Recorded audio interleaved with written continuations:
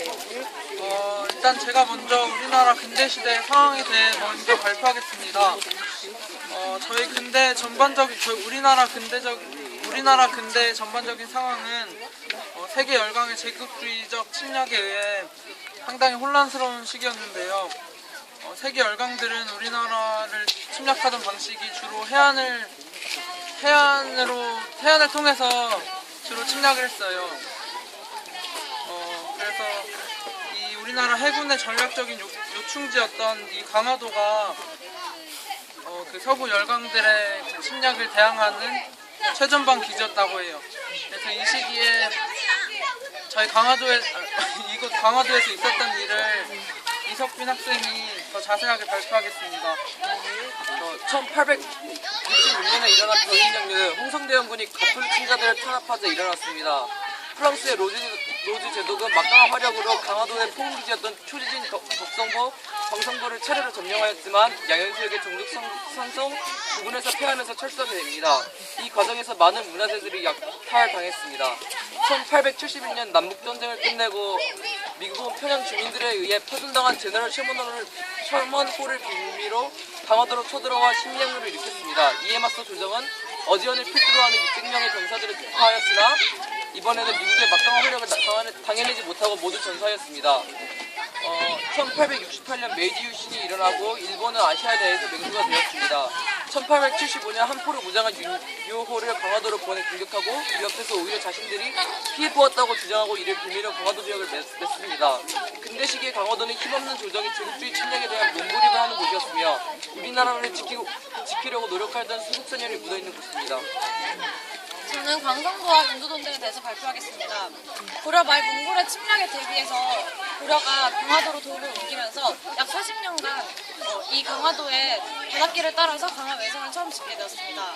그리고 이 조선의 강해돈 때가 되어서 강해돈 때 이 강화 외성을 처음으로 갖추기 시작하였고 효종 때는 처음으로 이 강성부라는 우리가 와 있는 곳을 지었습니다. 이후 숙종 때 용두돈대와 허도돈대 또 강성돈대들 포함 돈대들을 만들었고 영조 때는 성을 붙여 지으면서 성문을 만들고 그 성문의 이름을 안해루라고 하였습니다. 광성부는 병인양요와 신비양요 때 큰 포격전이 일어났던 곳이고 광성부 내에는 어제현 장군과 그의 동생 어제순을 기리는 쌍충비가 있습니다. 그 광성부의 소속 군대 그리고 지금 와 있는 용두돈대는 1505년에 축조되었습니다. 이 돈대 또한 병인 양요와 신비양요 때 매우 강렬한 포격전이 일어났습니다. 1977년 이곳에 복원 사업을 하였는데요. 이때 저기 보이는 비석을 지었습니다. 저 비석의 이름은 강화전적지 정화기념비입니다. 지금은 잘 안 보이시겠지만 저 비석의 앞면을 보시면 어떤 글씨가 써 있는데요. 저 글씨는 박정희 전 대통령이 직접 쓰신 글씨라고 합니다. 그리고 이 비석 외에 용두돈대 중앙에 전시되어 있는 이 대포는 네덜란드에서 중국을 거쳐서 그래서 우리나라까지 와보게 되었다는 홍익동 이문입니다. 저는 전등사에 대해 발표하겠습니다. 전등사는 강화에서 가장 큰 절입니다.